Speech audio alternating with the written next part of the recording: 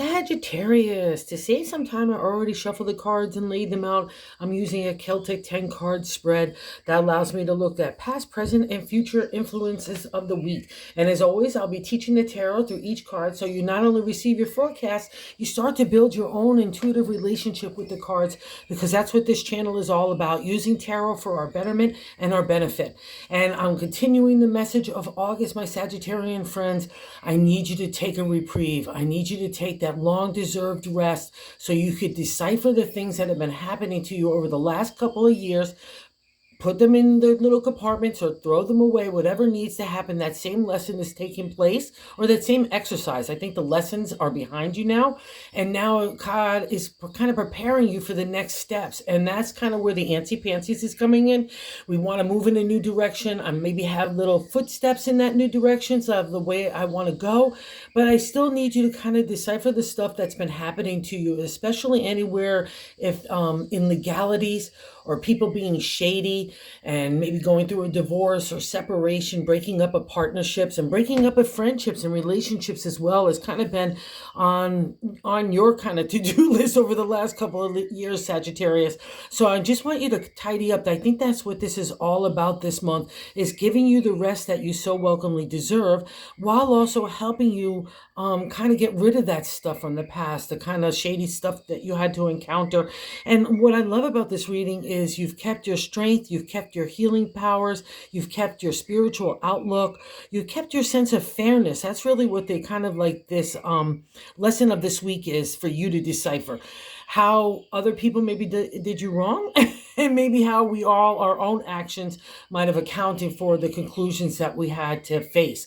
But that's also part of our life lessons. As the psychics say, we design our own kind of contracts here on earth. And so why were those people put into your life? To make you grow emotionally and spiritually? And you're doing so. And I'm really so proud of you, Sagittarius, because it hasn't been easy. And you've kept that kind of just like that outward persona of love and healing and being a mentor and a teacher. I'm going to just kick it off right now, okay? And I'm going to bounce around a little, Sagittarius, too. So in the 8th card position of the way other people view us is you. That's Sagittarius to me, the Hierophant. It's a major arcana card. So life lesson, and when it appears to me, you've already learned the life lesson. And this is how people look at you. He's the healer, the teacher, the mentor, the guide, the seeker for answers. He's also traditional religion. He takes the universal message of God and makes it a material reality.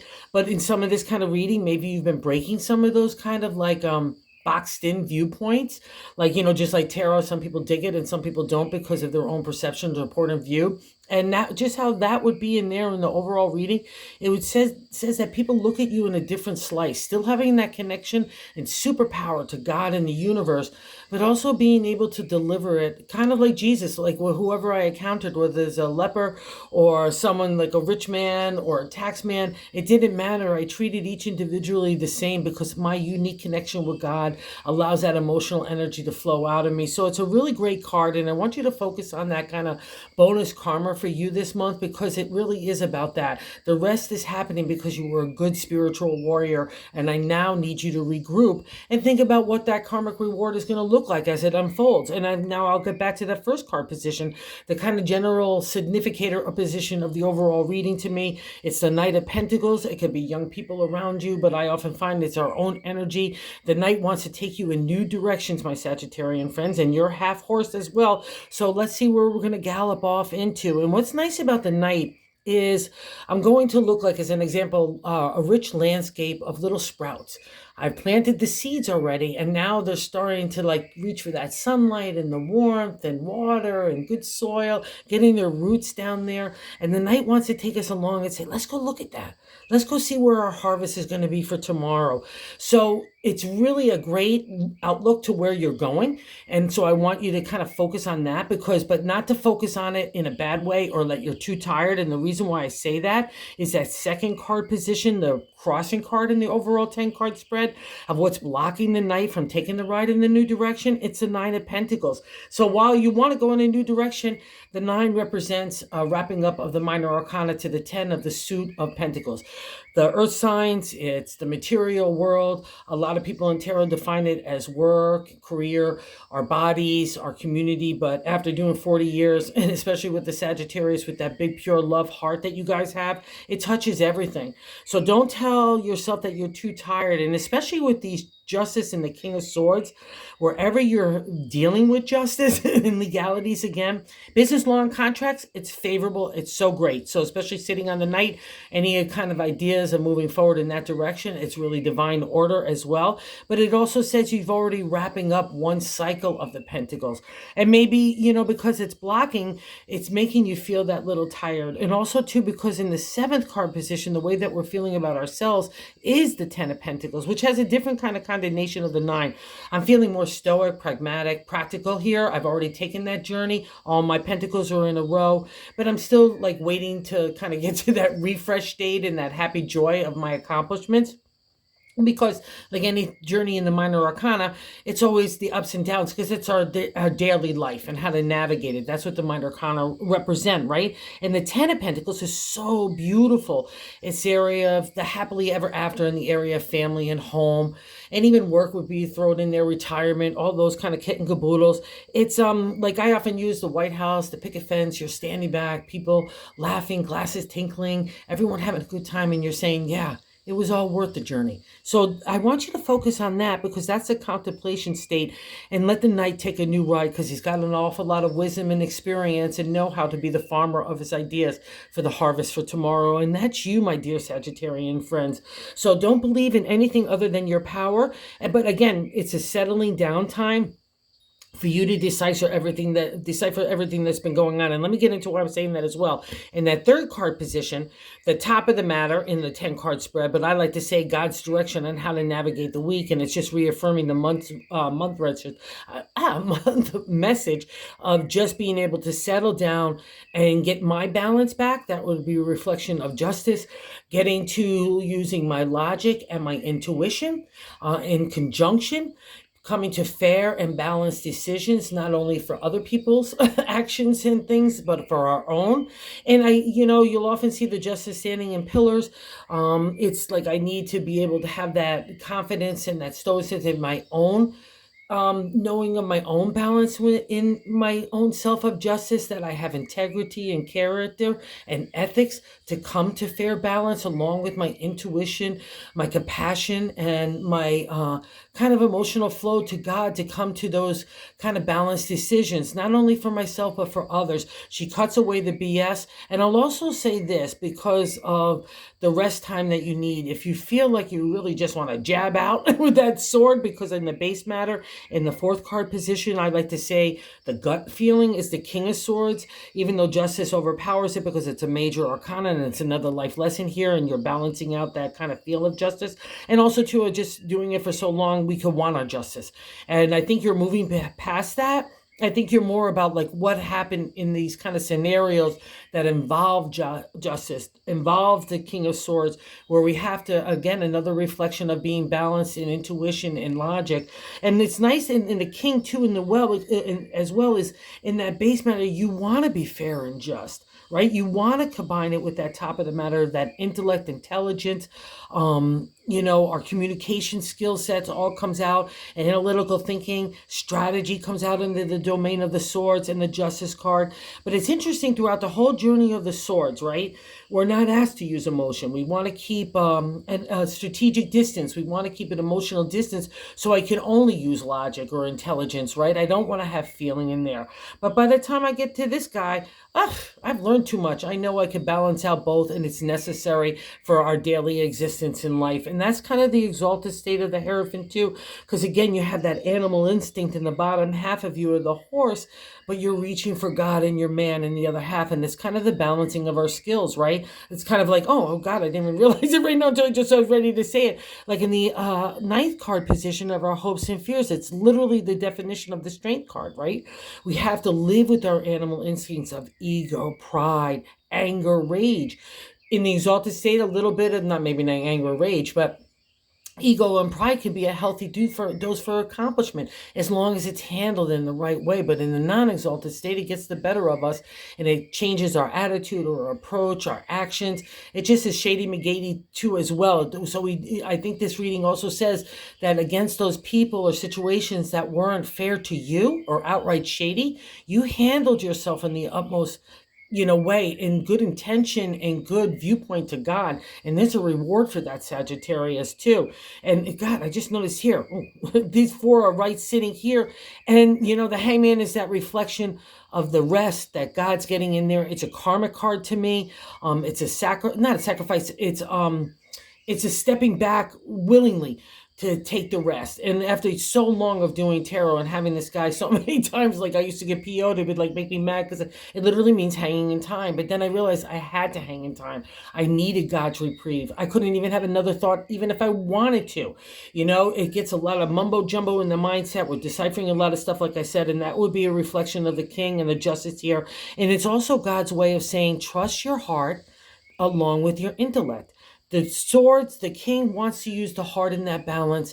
He wants to take the sword to cut away the BS to get to the truth, but he also wants to deliver with a soft tongue. He doesn't want to be cutting to other people. He wants to be fair and just in all aspects of life, right? That's the life lessons of justice. So wherever you're fighting that, just allow it to happen, because you're learning some stuff that's making you more confident, and self-esteem and self-love is really starting to take off. And it's all based on family stuff, and it means that you're going to get that happily ever after in this new direction. So don't let anything from the past bog you down. Again, decipher it, analyze it. That's a good thing for a Sagittarius to do. And then most importantly, we're going to be able to move from it, which is really nice. And God's been stoking your fire of the creativity for a while now. And kind of like little baby steps, little baby steps to move forward. I was given that business advice long ago when I started as an entrepreneur, and it turned out to be so true. Everything takes one little step at a time, and that's what's happening for you. So no rush. And in the fifth card placement, we see that ignition of imagination, inspiration starting to really take off with you.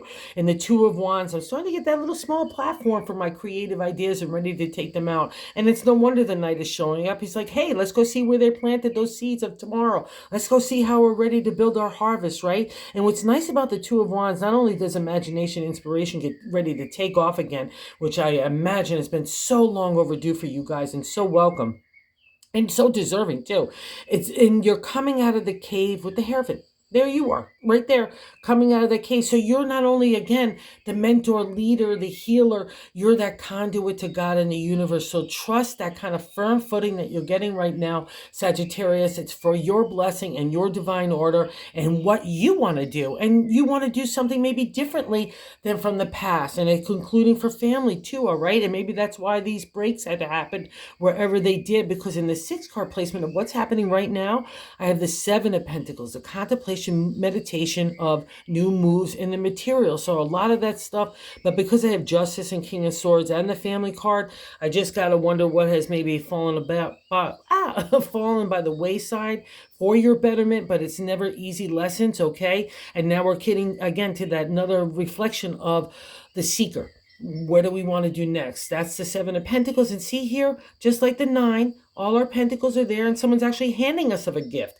So maybe opportunities and potentials are starting to look out on the horizon where the Knight is taking us. So again, contemplation, meditation for your next moves here, Sagittarius. So trust yourself. And also too, I'll say this, because we're coming again, winding up in the 10 suit of the Pentacles, you know some stuff. You have some experience, you have some wisdom that's really turned into a practical advice for your own mindset. And it's no wonder we're getting to see this Justice in the King of Swords. Wherever you need to apply it, trust yourself, because you're pretty powerful in your own right, in your intellect and so on, okay, against anybody else's kind of point of view or what they might have done to try to undermine you or just shake up your overall general world has been what's on the agenda for Sagittarius for a while now. But oh boy, I'm so proud of you. All four hooves are solidly planted on the ground, and we're ready to say, God, this is what I do next after I get this break.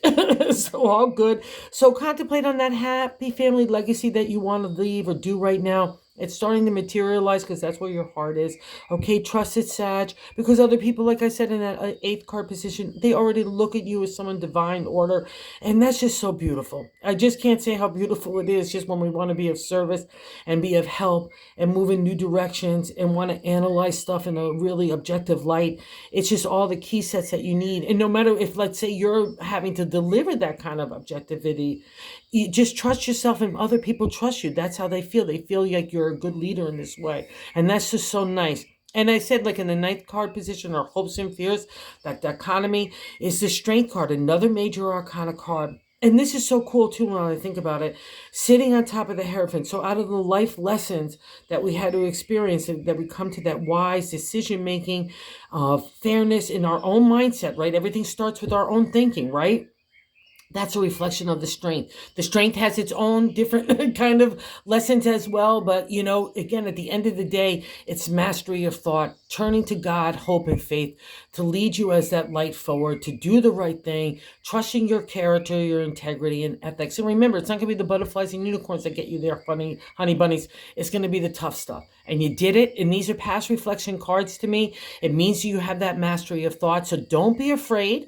Don't be afraid if things are starting to turn in you in a different way. Deal with anywhere that anger, rage, again, because justice, we might want it. So leave revenge and that kind of stuff to God. It's not our domain. And you're too loving right now. And I want you to pour that kind of chalice on yourself so that you could kind of refresh yourself. That's what this lesson is. It's like you've done everything, all the hard work with good intentions and good heart, and there's a good reward. And that's how we see it in the 10th card, outcome card. So believe in your own strength. In the modern day tarot, I can handle anything. I can take on responsibilities and obligations. I can look out for opportunities and potential. So believe in that. So don't tell yourself you're too tired. Just rest and do it at your own pace. That's part of this too, is doing you.